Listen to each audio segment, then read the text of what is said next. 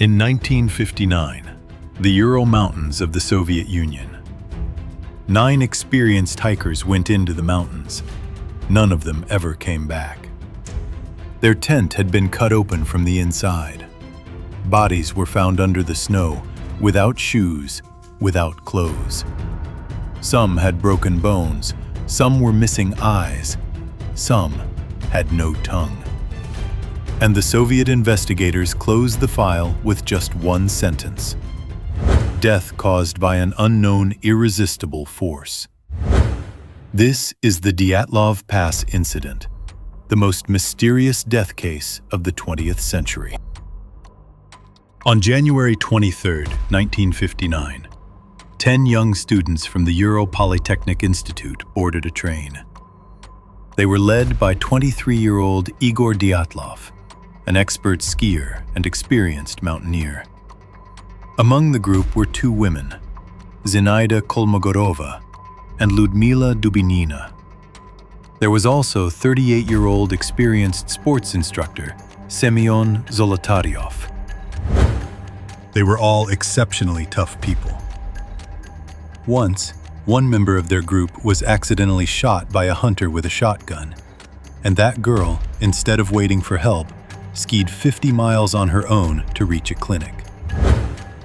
The team's goal was to cover 190 miles in 16 days and reach the summit of a mountain in the Ural Mountains called Otorten.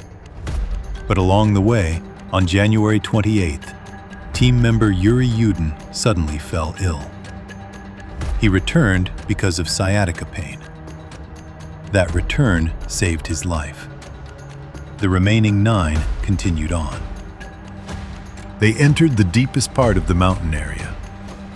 On February 1st, 1959, the weather began to turn extreme. Because of a terrifying blizzard, they lost their way. As the weather kept getting worse, Igor Dyatlov decided they would set up their tent on this mountain slope and spend the night there. The slope where they pitched the tent was called Kholat Syachel by the local Mansi people, which means Mountain of the Dead. Night fell. Outside there was fierce cold wind and snowfall. Inside the tent, 9 people were preparing to sleep. Then something happened. Something that forced them to cut their way out of the tent, not through the door, but by cutting it open from the inside with a knife. They came out half-dressed, some wearing socks, some barefoot. The question is, what kind of fear could make people run out without shoes in such freezing cold? No one knows what happened that night. They were supposed to return on February 12th. They did not return. Their families became worried.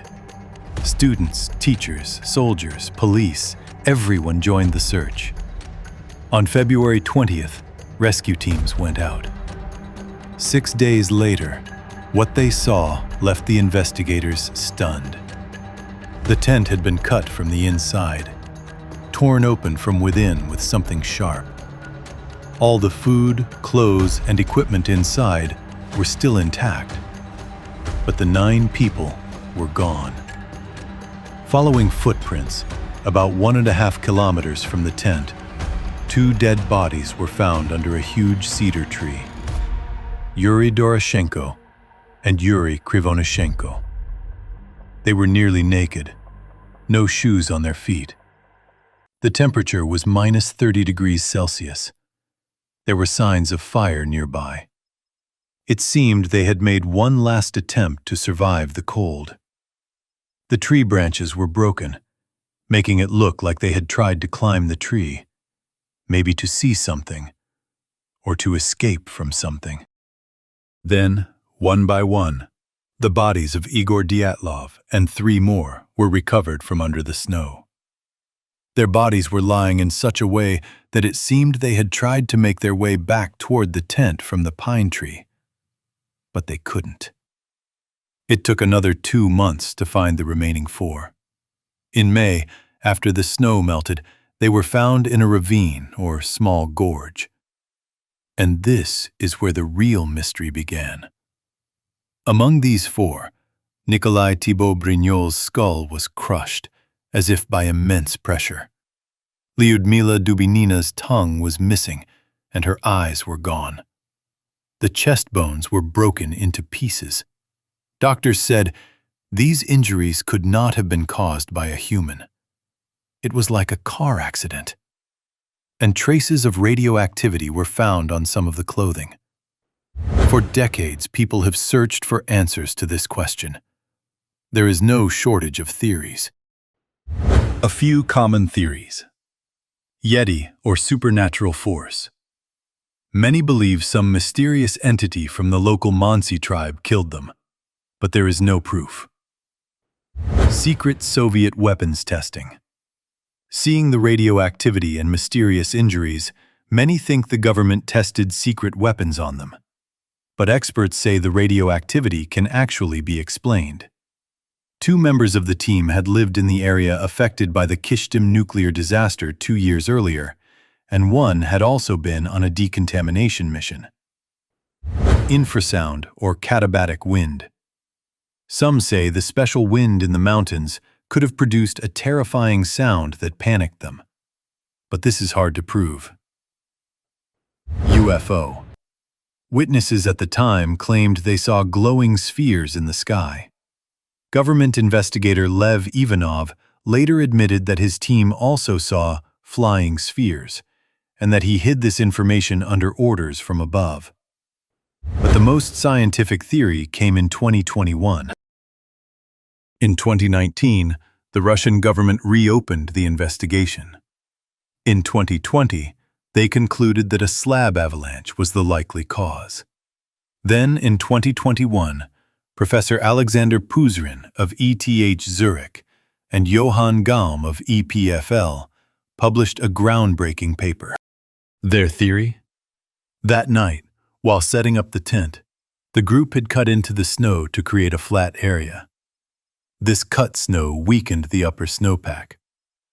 Later, due to the wind, a heavy mass of snow that had built up above may have suddenly collapsed like a glacier a few hours later, perhaps in the middle of the night, and crashed onto the tent. This explains why they cut their way out of the tent from the inside, because the pressure of the snow made the door impossible to open. Why some of their chest bones were broken, from the direct impact of the snow slab. Why they ran out without shoes or clothes, because at -30 degrees Celsius, every second mattered. Why the bodies were scattered in different places. Some went to make a fire, some tried to return to the tent, some sought shelter. Still, the questions remain. How do you explain Lyudmila's missing tongue? Experts say that after being under snow for months, foxes or wild animals first eat the soft tissue. Radioactivity? Left over from that nuclear disaster. The glowing spheres in the sky? Possibly Soviet missile tests, which were going on in that area at the time. Science may try to explain the event with infrasound or avalanche logic. But what really happened in that tent on the night of February 2nd, 1959, at Kolatsiakal may have been buried forever under the snow with those 9 people. What do you think about the Dyatlov Pass incident? Was it just a natural disaster, or some secret experiment by the Soviet government? Comment and let us know your opinion. If you liked the video, give it a like and subscribe to stay with Dark Felix. See you in the next episode with another mystery.